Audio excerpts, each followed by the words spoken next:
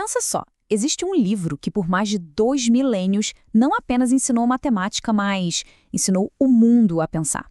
Hoje, a gente vai desvendar a história por trás dessa obra monumental, Os Elementos de Euclides, o manual que basicamente definiu a própria estrutura da lógica ocidental.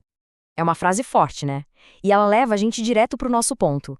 Para entender como a razão e a ciência funcionam hoje em dia, não tem jeito. A gente precisa viajar no tempo e lá nas fundações intelectuais que nos moldaram. E olha, poucas são mas tão sólidas quanto a que Euclides construiu. Então, vamos lá mergulhar nisso? Os Elementos são muito mais do que um simples livro de geometria. A obra se tornou lendária por ser o alicerce da própria razão. Um verdadeiro manual de instruções sobre como construir um argumento à prova de falhas. E aqui está o pulo do gato. A genialidade de Euclides não foi apenas listar fatos geométricos, mas sim criar um sistema, um método, um jeito de provar qualquer verdade de forma irrefutável, partindo de umas poucas ideias iniciais. Esse modelo virou tipo o sistema operacional do pensamento científico e filosófico por séculos. É aqui que a nossa análise começa a parecer um thriller histórico. Se essa obra é tão fundamental, a pergunta é óbvia. Onde está o manuscrito original, escrito pelo próprio Euclides?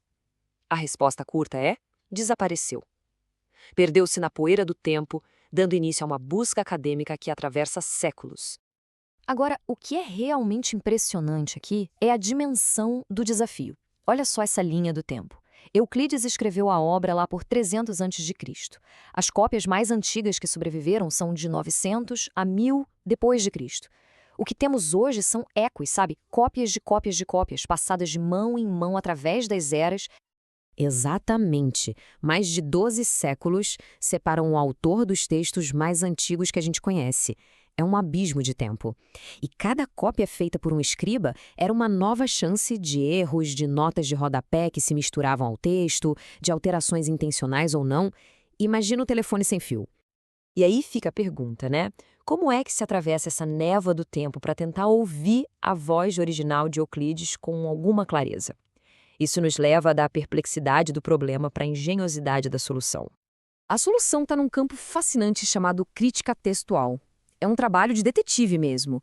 Os especialistas, os filólogos, são como investigadores forenses da literatura, examinando cada pista, cada manuscrito, cada citação em outras obras antigas para montar o quebra-cabeça do texto original. E essa caça ao tesouro intelectual tem até um nome técnico: equidótica. É a arte e a ciência de limpar um texto antigo, removendo séculos de ruído, os erros e os acréscimos dos copistas, para tentar encontrar o sinal original do autor.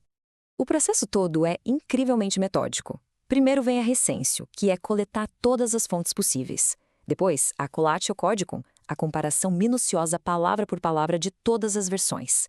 E por fim, a etapa mais delicada, a emendatio, onde o estudioso, com base em tudo que foi coletado, corrige os erros para tentar restaurar a obra. E toda boa história de detetive tem um momento de descoberta, né? Aquela pista crucial que muda o jogo. Para os estudiosos de Euclides, foi um manuscrito guardado no Vaticano, o Grex 190. Por ser muito mais antigo e fiel, ele funcionou como uma pedra de Roseta, permitindo decifrar a versão mais autêntica dos elementos. Então, vamos ver o que essa busca toda revelou. Com um texto mais puro em mãos, a genialidade da estrutura de Euclides brilha de um jeito ainda mais intenso. Aqui está a essência da revolução. É um sistema axiomático. Euclides parte de um pequeno conjunto de definições e verdades autoevidentes e, a partir delas, como se estivesse construindo com blocos de Lego, ergue todo um universo de conhecimento. Cada nova prova é uma consequência lógica inevitável do que veio antes. As fundações desse edifício lógico são os postulados. Eles são as regras do jogo, os pontos de partida que a gente aceita como verdadeiros, para que todo o resto possa ser construído com um rigor absoluto. E aqui estão eles, os 5 postulados. Os 4 primeiros são tão intuitivos que parecem óbvios. Mas o quinto, o famoso postulado das paralelas, é diferente. Por 2000 anos, matemáticos tentaram prová-lo a partir dos outros 4, sem sucesso. Foi justamente a tentativa de desafiar esse postulado que, muito mais tarde, deu origem a geometrias inteiramente novas. E isso aqui ilustra outra característica genial do texto reconstruído. O estilo de Euclides era famoso por sua concisão cirúrgica. Sem palavras supérfluas, sem adornos, a linguagem era tão eficiente e precisa quanto a própria lógica que descrevia. É uma forma de elegância matemática.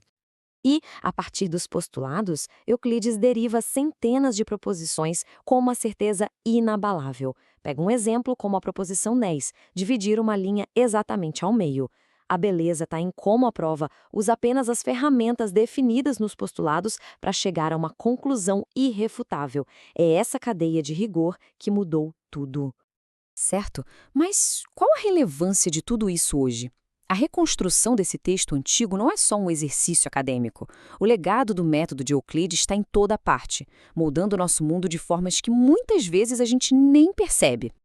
O método de partir de axiomas para construir provas lógicas é a espinha dorsal da ciência e da matemática. A filosofia, da ética de Spinoza em diante, tentou imitar essa certeza. E a lógica passo a passo que alimenta cada programa de computador é um eco direto da estrutura dos elementos. Mas existe uma consequência profunda, quase irônica, no sucesso de Euclides. A obra dele foi tão definitiva, tão superior a tudo que existia antes, que ela tornou todos os outros textos de geometria obsoletos. As pessoas simplesmente pararam de copiá-los e, com o tempo, eles se perderam para sempre. E isso nos deixa com um pensamento final. A história da busca por Euclides é uma celebração da recuperação do conhecimento.